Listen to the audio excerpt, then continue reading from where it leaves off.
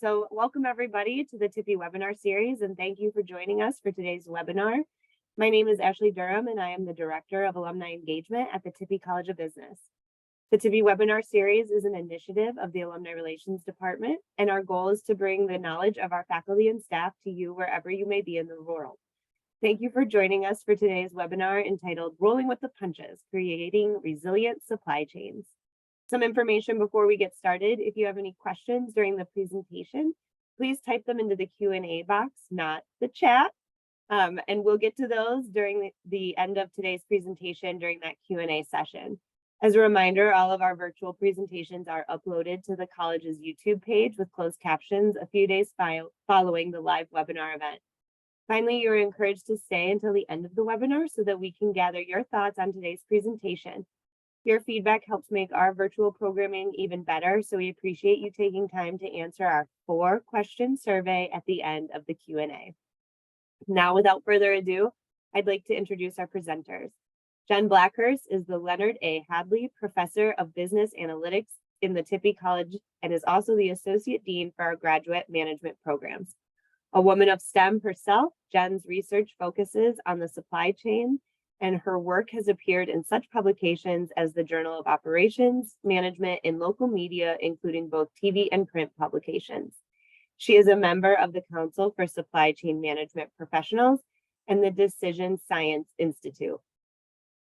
Ann Villamil is a professor of economics at the Tippy College of Business. Her research focuses on financial economics with emphasis on firm finance, bankruptcy, and enforcement, and the quantitative effects of institutions and policies on financial markets and development. Anne has been a research scholar at the IMF, European Central Bank, the Institute for Advanced Studies in Austria, the National University of Singapore, the Halsworth Visiting Professor at the University of Manchester, the University of Naples, Frederico, and the Peter Moores Research Fellow at the University of Oxford. Thank you both so much for being here today and sharing your expertise with us. Thanks, Ashley. Welcome, everyone. I am really excited to be here. And as I've been scanning through our participants, I see many alums that I've had in class, and Anne has as well. So it's wonderful to see you joining us back. One of you, I think, might even be overseas right now, Reichel. So let us know in the chat or in the Q&A part later where you're at. I am really delighted that Anne and I are presenting together today. I think understanding supply chains and where we're at now, you can't look at that in a vacuum and not consider the economy and all the things that are happening in the world. So I hope that you get an overview of where we're at with supply chains, as well as how the economy is really affecting this and what are some of the risks that we're dealing with now and looking forward in the future. So how we're going to run the webinar today is I'm going to quickly go over just some basics of supply chain, where we're at now as we are coming out of the pandemic and looking back over the last few years, and what are some of the issues we're facing now. Then I'll turn it over to Anne to talk about more macroeconomic issues and how that is affecting our economy and our supply chains. And then we'll wrap up at the end. And I hope we have a really lively discussion. So if you've ever heard me talk about supply chains, and I know a number of you on the webinar have, what I really want to point out at the very beginning is that supply chains really are a very, very complex network. It's warehouses and transportation and manufacturing facilities and distribution centers. Everything is really, really, really interconnected. And the other thing about them is that they are not a linear chain, maybe as the name implies. They're very, very complex and they can become messy very quickly. If we go to the next slide, this is one of my favorite pictures to show, and it actually comes from some of the research that we do here at Tippy. This is my favorite picture of a real supply chain.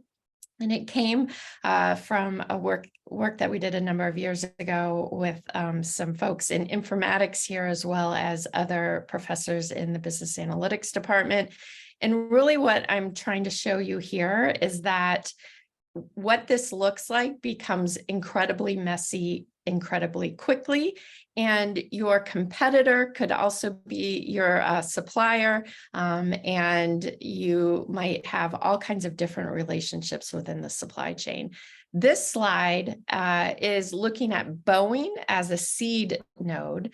And then we went out and scraped some data looking at who were their suppliers, who were the suppliers, which was tier 2, and who were their suppliers, which is tier 3, as well as looking at customers.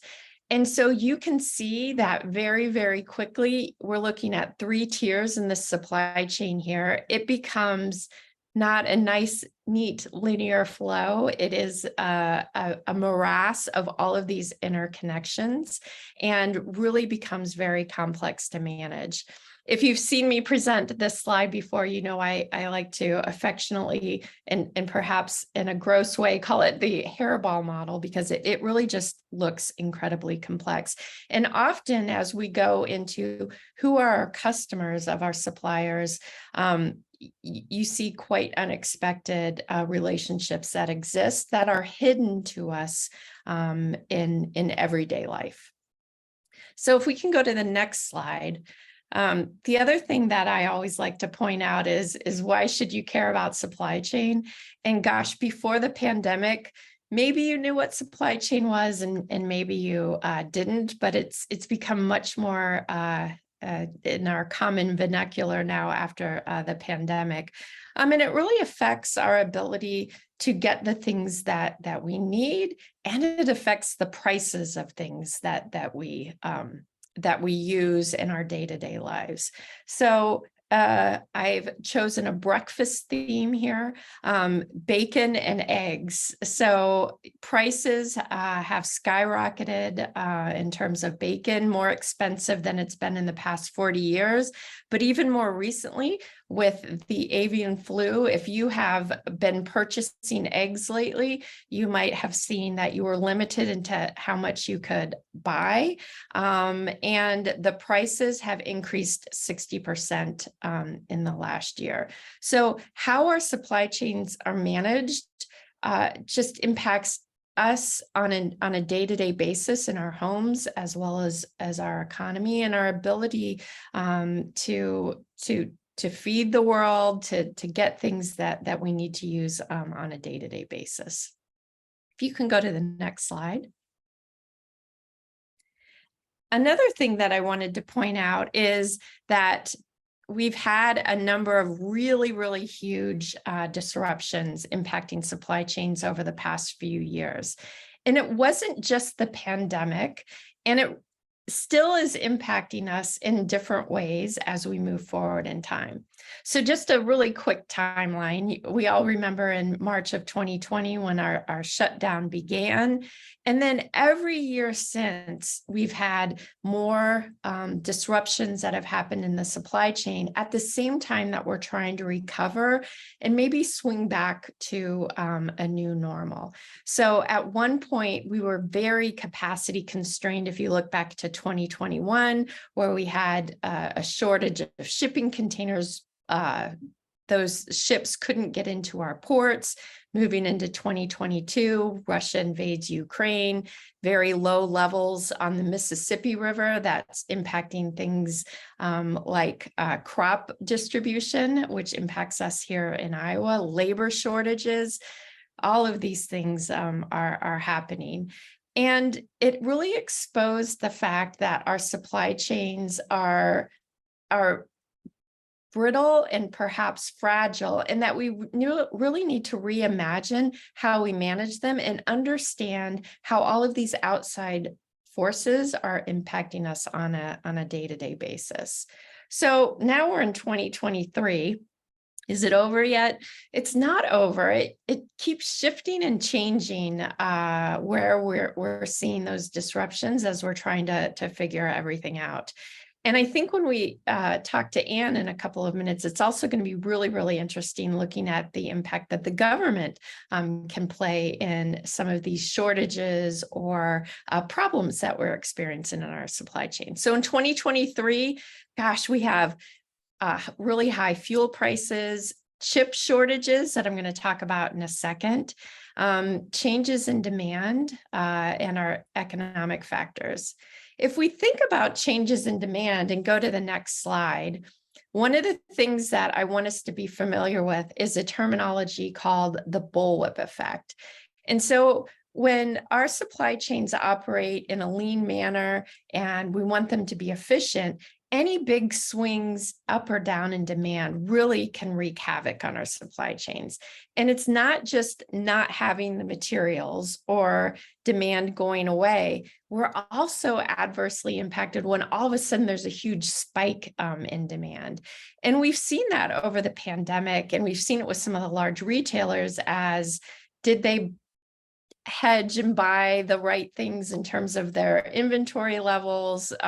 What things are they having to discount? How is this impacting their earnings? So a great example is toilet paper that we can all relate to, where all of a sudden demand spiked, then there wasn't enough, and that created a little bit of a panic in terms of people buying as much toilet paper as they could when perhaps they didn't need it. And so all of these factors are really coming together at one time.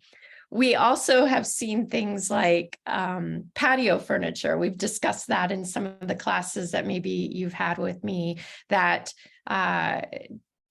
retailers ordered too much patio furniture last year. And so we saw steep discounts in that regard. So the point of this slide really is thinking about, okay, it's bad when I don't have enough demand or I don't have enough material, but it's also bad when there's a huge unexpected spike in demand and my supply chains just don't have the capacity to be able to flex up and manage that supply chain as a whole network unit.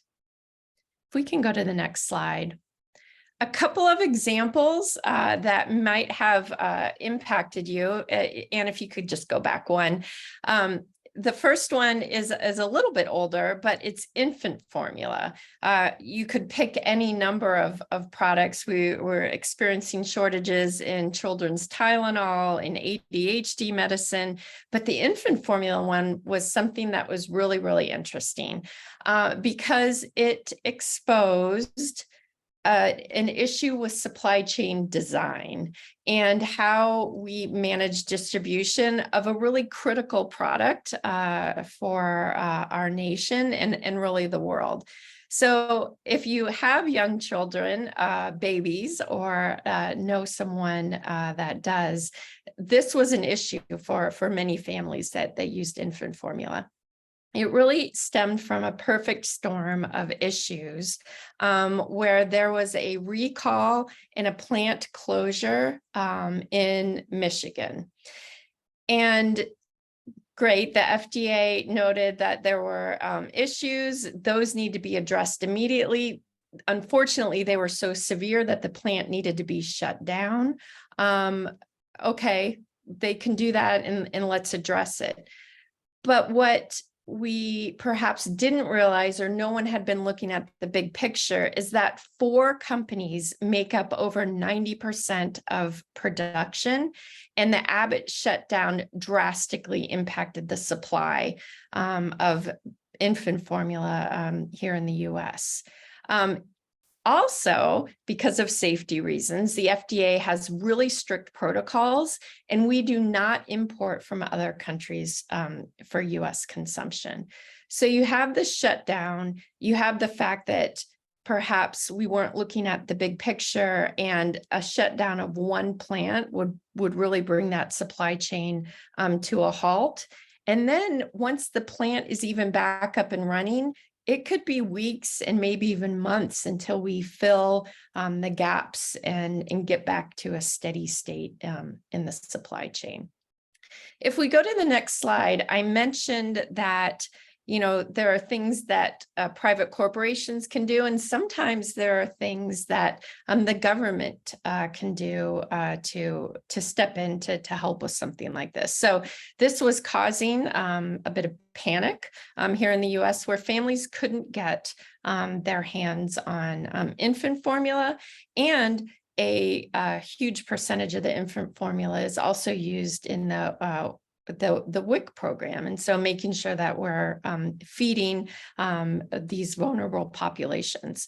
So the reaction was the government stepping in and invoking the Defense Production Act, launching Operation Fly Formula. That was actually the name of it, where we were moving product from all over the world, product that we were sending to other countries, we were looking to bring back here, working directly with retailers and manufacturers to boost supply. And one of the things that I'll talk about at the very end is the supplier relationships, and the visibility of understanding what our supply chains look like is critically important. Cutting some of the red tape that could allow families and mothers to get a hold of that infant formula in a more expeditious manner. And this last one I think is quite interesting as well, cracking down on price gouging. So if you experienced this last year with the infant formula, you could see that some people would try to go out and buy infant formula in bulk and then try to resell it. And that was causing a lot of issues. When you have shortages like this, the reaction is, and I understand it, I'm going to get my hands on as much as I can. And that can exacerbate that bullwhip effect that we're talking about. So this is just one example of how our supply chains are vulnerable to risk events, and we need to be more diligent in how we're handling them. My last example that I want to focus on is on the next slide with microchips. And so this is happening right now, and it has been happening since 2020. And it's also a really interesting problem. So the shortage for chips really began in 2020. In 2021, we produced almost 11 million vehicles short of what we had done in previous years because we didn't have critical materials, one of them being these chips. In 2023, where we're at now, we're better, but we're not out of it yet. And experts are estimating we're not going to be back to a new normal until 2024. And what's interesting here is that not every chip that is used is short at the same time. And I'm giving an example of Tesla. They use over 1,600 different types of chips, and that's a little over 40 different suppliers. And not all the chips are short at the same time. So you have 1,600 just with Tesla on the different types of chips that are used. They're obviously used very heavily in electric vehicles. Any modern vehicle uses a lot of chips. One of the things Tesla is talking about doing is on the fly redesigning some of their software and products to use fewer chips. And so looking at how they can become more efficient, not only in sourcing the chips, but how much are they actually using. Here's another example where the government is stepping in, looking at the Chip and Semiconductor Act, where we're looking to infuse almost $300 billion for U.S. manufacturing of chips. So this is something that's drastically affected our economy. We rely on suppliers in foreign countries. And so could we bring that back closer to home here in the U.S.? To be able to produce these critical parts for our economy. So that's my kind of intro to where we're at in supply chain. And now I'm going to turn it over to Anne to talk a little bit more about some of the risks and how the economy is also playing a huge role, not only with the disruptive events like a plant shutting down, but how is the economy really affecting our ability to have efficient and resilient supply chains? Great. Thanks, Jen. It's very fun to be here. Economic risks have a major impact on the supply chain, and some of the big questions right now are will there be a recession or a slowdown? What about inflation and its impact on the economy and supply chains? Labor markets, there is great uncertainty about getting workers into the job market, their wages, and even more recently, potential strikes. And strikes are less common in the United States, but also supply chains are very much affected by strikes around the world. And certainly in Europe and in the UK in particular, strikes are increasing for a number of reasons. There's great capital market uncertainty. Will we have a credit crunch? That is, will interest rates go up to a level where they inhibit firms and individuals' ability to borrow money? And interestingly, there's a phenomenon of deglobalization. China entered the World Trade Organization in the new millennium, and then in a little over 20 years grew very rapidly. And there was a sense that globalization is important. This is a basic idea from trade, that if you specialize in producing the goods in which you have a comparative advantage, that is, that you do best relative to others, the world will produce more. And if the world produces more, then it will be easier to redistribute those additional gains in both goods and services, but also income associated with it, so that it's a positive sum game and we all win. And that actually worked for about 20 years. And it's interesting that friendshoring is becoming a term both in supply chains and in economics right now. And that is because during the pandemic, we saw painfully that we had shortages of things like personal protective equipment. Why? Because production was concentrated in places like China.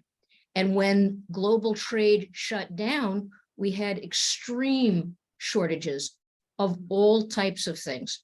So friendshoring is about, can you trade with people who basically you're friendly with, so that when there are difficulties, those supply chains will be more resilient.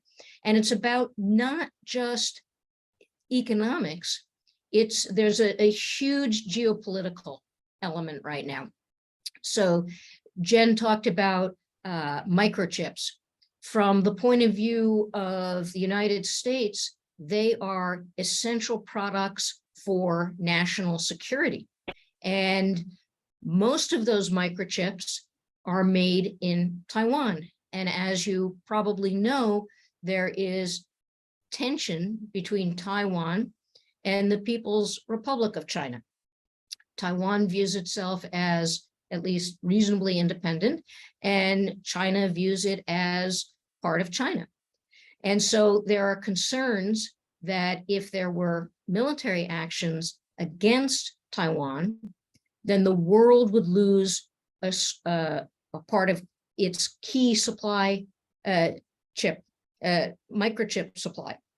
And so that's why Jen just talked about the allocation in the United States to build microchip plants here. There's a similar program in Europe, because there is a sense that these are such critical components for both commerce and military that we must have them, and probably a strong sense in terms of friendshoring that the US and Europe would cooperate. So this is something we're seeing very much. And another thing I may touch on is currency risk. So I want to begin by noting that there is no recession yet, but. So many people think that we are in a recession. We have been in a recession, and that's not the case. Our last recession was in 2009. And you can see, so this is plotting GDP quarter by quarter. So you can see in the first 2 quarters of 2022, we did have slightly negative GDP, which in the past probably would have led to a recession being called by the National Bureau of Economic Research, but it was not. And the reason is that we are living in such unusual times. GDP dipped a little, recovered, but the labor market has been very, very strong. And I'll show you in just a minute labor market data. And it continues to be strong. So we are not in a recession right now, but just yesterday, the Federal Reserve released its minutes from its March meeting and said that there may be a recession, a mild recession at the end of the year. It's the first time the Fed has said such a thing. Many others have said this, but it's the first time the Fed has said this. Back to friendshoring and what's happening globally. Again, last week, the International Monetary Fund updated its annual forecast on gross domestic product, the size of the economic pie. And these are forecasts, and it reduced its forecast for growth. So this indicates growth of, say, 2%, 4%, 6% by the world. And the IMF reduced its forecast of growth to still, roughly 2.5%, which by world standards is reasonable. But one of the reasons it gave for, which is interesting for our discussion today, is because of friendshoring and this decrease in globalization, where many countries may choose to trade only with friends. So, for example, we see China and Russia, at the very least, talking to each other. The US, certainly our biggest trading partners are actually Canada and Mexico, for obvious reasons that are more important when there are frictions associated with trade. They are our neighbors, and so at least transportation costs are lower. And the US having longstanding good geopolitical relations with Europe. So the concern is, as there's less globalization, in other words, trading only with friends rather than completely open trade, that is going to lead to a decline in global GDP, exactly because the argument for trade is that we will produce more at lower cost, have more goods and services, higher income. That raises everybody's boat. And if we attenuate trade, it's going to lower boats a bit. And so exactly, the IMF noted that last week in the updates to its projections on growth. I do want to point out that the global predictions for growth are still positive. You can see what happened during the pandemic. There was a global decline in growth, but it roared back and we continue to grow. Now back to the unemployment rate, or really the labor market. Key reason when we had that very anemic growth that a recession was not called in the US is that the labor market has been very, very tight. So last week, the unemployment number came out. It was 3.5%, close to a historical low, which was 3.4% recently. So you can see, this is going back to February 2003. You can see these gray lines are actual periods of recession in the United States. So you can see during the financial crisis that the unemployment rate jumped up to 10%, which is very, very high for the United States. And it slowly came down until the pandemic. And then during the pandemic, it jumped up to 15%, and why it happened is clear. We literally intentionally shut the economy down because we had COVID, which was very contagious. And initially we had no therapeutics, vaccines, and so we shut the economy down, and unemployment rate jumps to 15%. What is interesting is how quickly that unemployment rate came down relative to the previous experience with the financial crisis. And again, there's no mystery for why it came down so rapidly.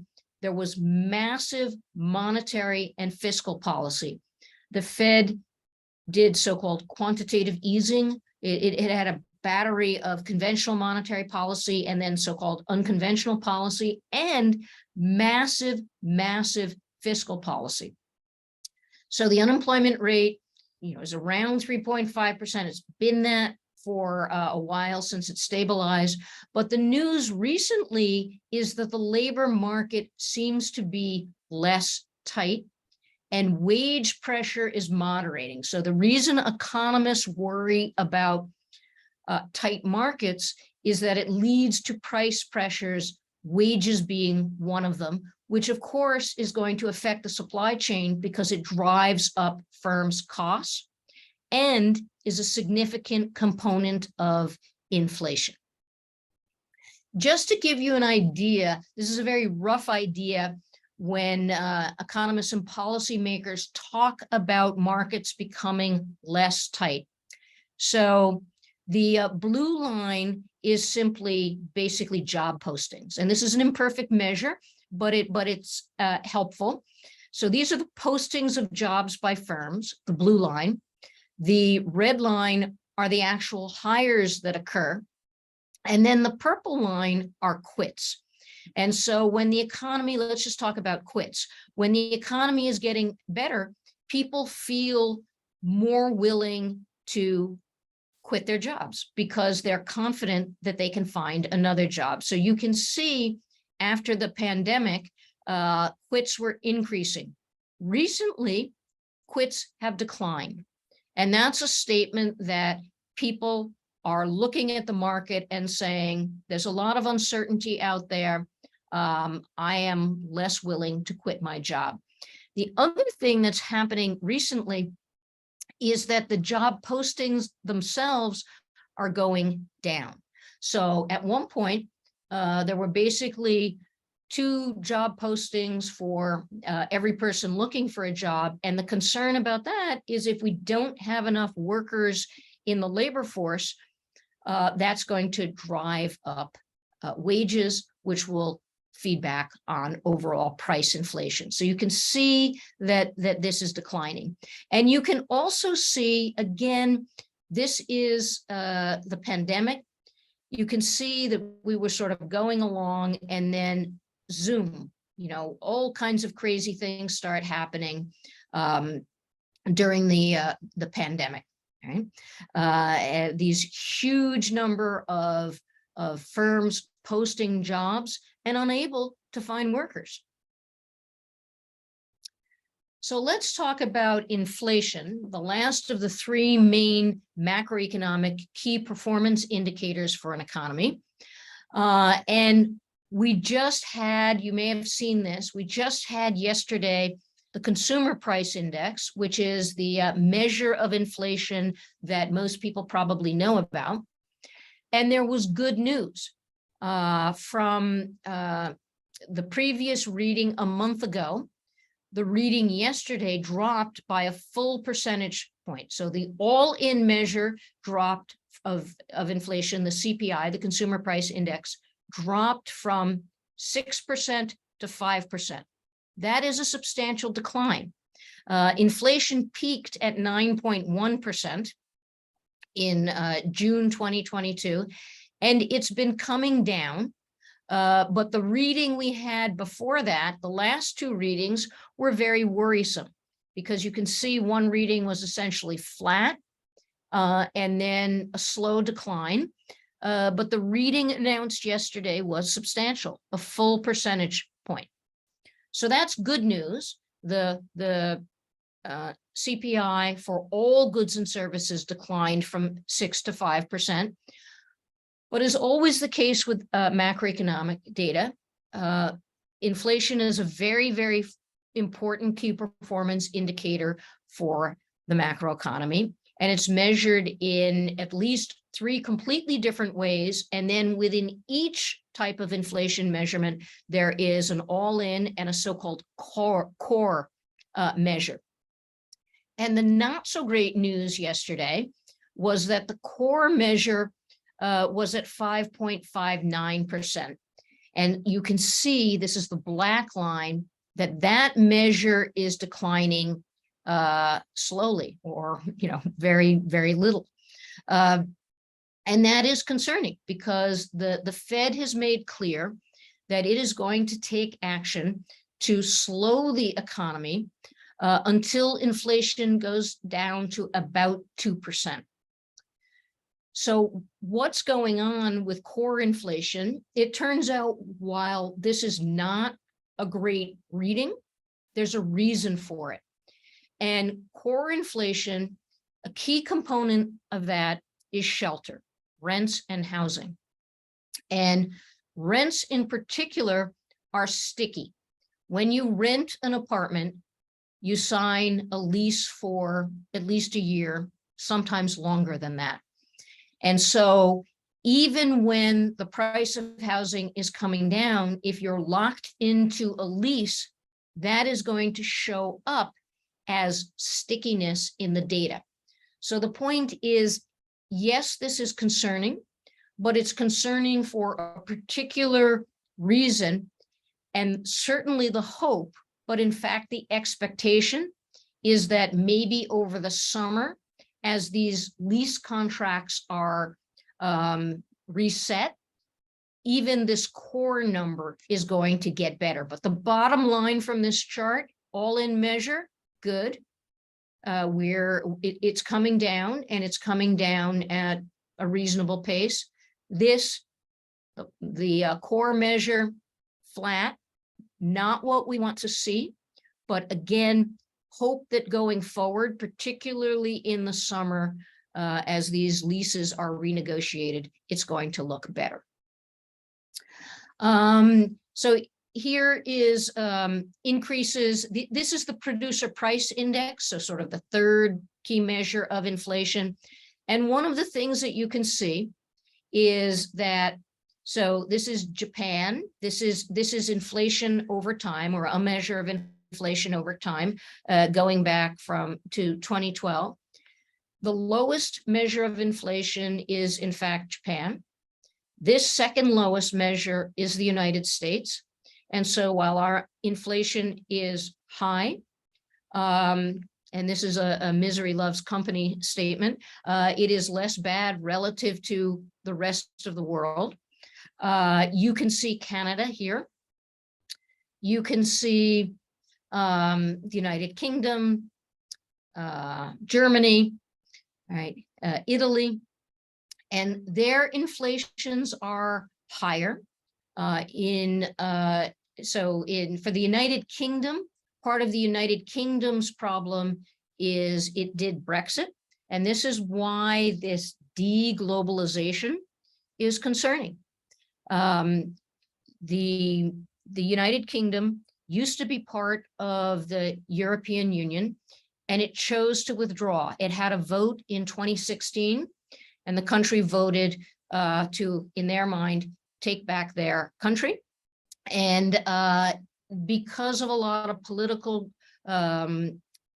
issues that needed to be resolved involving Northern Ireland and borders, it wasn't until 2021 that Brexit really started to occur. And part of this deglobalization, which occurred at that time, has led to price pressures in the UK, because again, part of this friendshoring, if you decrease international trade, you're going to decrease the amount of goods and services. Those lead to shortages. And when there are shortages of things, prices increase. So you can see this. Germany, slightly different story. Part of Germany's story is, of course, when Russia invaded the Ukraine, the three big energy producers in the world are the United States, Saudi Arabia, and Russia. And Germany's main supplier was Russia. And so that's led to big price increases for them and other countries in Europe. So just to give you a little bit of a sense of the US relative to the rest of the world. So now I'm going to turn it back to Jen to sum up, and then we look forward to your questions. Thanks, Anne. So as we kind of summarize where we're at now, we have some key takeaways for you on this slide. The first two main areas of supply chain visibility and supply chain redesign, I think are interrelated. So one of the issues that continues to come up is, do we understand, do we have good visibility in our supply chains? Who are the partners that you have, not only tier 1, but tier 2, tier 3, like we saw in that Boeing diagram? Where are the materials that you've ordered within the supply chain, and what risks are on the horizon? And so as we think about, gosh, who are our partners and where are they actually located? That's where supply chain design really is coming in. And so you've probably heard about things like reshoring, bringing things back, nearshoring, bringing things closer, and then this friendshoring is a relatively new term. And Anne really did a great job describing that. The other thing that I think we're going to be seeing is, as we're really looking at how we design our supply chains, how do we manage the partnerships within the supply chain? And so how close are you? How invested are you and your supply chain partners with each other? That has always been a topic within supply chain, but now more than ever, I'm seeing more and more companies are talking about this because of all of these pressures that we've described here and that Anne has gone over. The next thing in supply chain that I just want to mention is much more dynamic policies. And this is a tricky road to navigate. So, you know, we had relatively lean supply chains before the pandemic. Then we saw we didn't have enough when we were short. So now do you go back and add a bunch more inventory into the supply chain when some of the risks that caused it have now been alleviated or are diminishing? How much risk do you put in your own supply chain based on these things like capacity levels and inventory levels? And so what we're seeing more and more is not having a policy and you know, that's the policy for the year. We plan out and we're very rigid. We're seeing much more dynamic policies, leveraging technology, leveraging AI, leveraging machine learning, software systems, so that we can become more agile and more resilient, whether it's with how much inventory that we have, where do we have that inventory, where are we sourcing the inventory from, as well as on the flip side, that capacity. So do I understand how much capacity that I have? How quickly can I ramp up? Which suppliers can help me with that? It's really focusing on this network perspective as a whole. And looking at these risks, looking at who our partners are, and coming up with better policies to manage today's supply chain. I'm going to turn it over to Anne to talk a little bit more about the great uncertainty that we're seeing in the economy. Yeah, the uncertainty is just incredible. And what's interesting is that it just keeps coming. You know, you think, gee, we had this pandemic, which is a huge event, but we're done with that. Then we have a war, and wars are always major economic events in addition to being political events.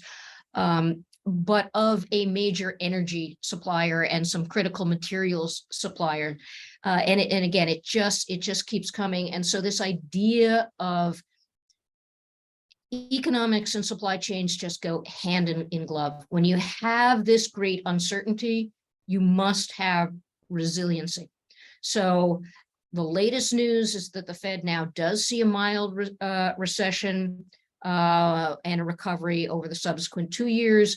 There was always a question of, would there be a soft landing? You know, really, we don't know. The Fed and economists are looking at the economy month to month because we are still recovering from major shocks.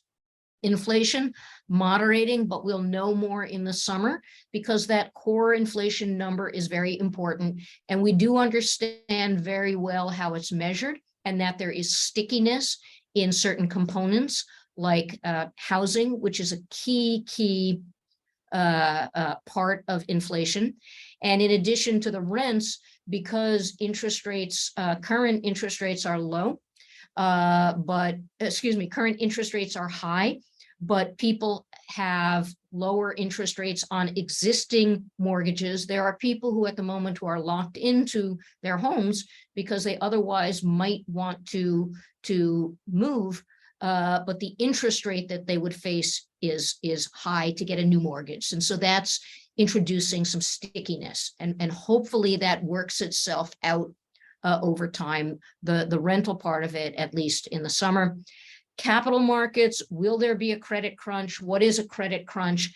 It's that you can't either get credit or you can only get credit at a very high interest rate. Clearly, interest rates are high right now. Why is that a concern? Because that raises firms' costs and reduces their profits. The labor market, there has been some good news recently. More workers are finally going back into the labor market. Interest rates are low, but the labor force participation rate went down during COVID, but it's been in a secular decline with more people, baby boom people, leaving the labor force. And there were certain segments of the labor force that just weren't coming back post-pandemic. In the latest reading, they have finally returned. And so when you increase the supply of something, the price goes down. We're increasing the supply of workers, and the hope is that that will lead to moderation in wages and overall inflation. So thanks very much. And Jen and I look forward to taking your questions. Yes, and we do have some. I just wanted to share that formula shortage was definitely impactful on my family. And I had 2 infants, I had twins, and we were scouring shelves looking for formula, and it was scary. And I'm so glad that is over. The first question, well, and Jen, I also hope you saw that your student did respond. They are back in Iowa and they had a lovely trip to Europe. Fabulous. So the first question comes from Navin. What is the U.S. doing to remain #1 with China on its heels? And how will it impact Americans seeing ourselves as #2? Do you want to take that one, Jen, or should I? Why don't you talk about that one? Okay, so let me just repeat the question. Correct me if I'm wrong, but there is. Let me just see if I can see it. Yeah, Nevin. Okay, what is the U.S. doing to remain #1 with China on its heels? How will it impact Americans seeing ourselves as #2? So there's always a discussion about these types of races. In the 80s, Japan was going to overtake the world. I think the U.S. economy is strong and robust, and I like the word that it's associated with supply chains, and that is resilient. When shocks are thrown at the U.S. economy, it figures out a way to respond. And Jen's point about the microchips, we look at that increase in geopolitical uncertainty out there, and we see the difficulties that occurred in energy markets. And you guys will remember $5 a gallon gasoline associated with Russia's invasion of Ukraine. The US is looking forward, and it's saying microchips are critical components both for commerce and for national security. We are going to proactively use policy to expand capacity in cooperation with Europe. So I think those are the kinds of things that the US is doing to remain number one and to partner with Europe on our common interests. You know, and how will it impact Americans seeing itself as number two? I'm not convinced that the US, I think the US, when it needs to, figures out how to do things to make its economy work. And, you know, the US certainly has risks. Our fiscal policy right now, we have serious budget deficits and large outstanding debt. So the US absolutely needs to make hard choices, but we've been there before and we've done it before. So I'm actually pretty confident that the US will continue to remain towards the top, whether it's tied for one, slightly below, but there are key things in economics that it needs to do. And that is to have a well-trained workforce, to have sufficient capital, and to continue to innovate. Innovation is just key, and to maintain political stability. And over time, the US has been able to do that. Thank you, Anne. I like this question from Stephanie. Why would companies come down in price if people keep purchasing products regardless? I can jump in on that one. You know, companies lower their prices when they have to. When markets are competitive and they're reasonably competitive, you know, firms can't set the price. It depends on how competitive those markets are. And I thought, you know, Jen's example, and Ashley gave a personal spin on it, on the infant formula. Jen pointed out that 90% of supply came from 4 companies. So that's something that the US looks at proactively. How competitive are those markets? So firms, if they have to lower their prices because of lack of competition, they will do it. And I'd also like to add, you know, especially as we saw, you know, over the last year with all of the shipping congestion and the price to ship containers, it like went through the roof. At some point, that has to be absorbed, and the companies will pass it on to the end consumer. You know, we've seen those prices come back down. It's just been crazy to watch, though, how much supply chains cost when a lever is pulled or triggered, what that cost does to the overall product in the economy. So, you know, shipping prices is one example. You know, is it the right thing to do to be shipping all of this product from parts of the world where, you know, are we looking at the overall total cost? And that's not a new concept, but I think you're starting to see more of that with the reshoring, nearshoring, and friendshoring. So certainly they're not going to proactively bring down price, but I do think some of that price increase was shoved into the system because of things like the congestion and the shipping issues. We have about 5 more minutes, and there's a couple of more questions to get to. So in your opinion, how would supply chains and the US world economy react if China invades Taiwan? Yeah, Yeah, my quick view on that one, it would be catastrophic, but go ahead. yeah, it would be very, very, very bad.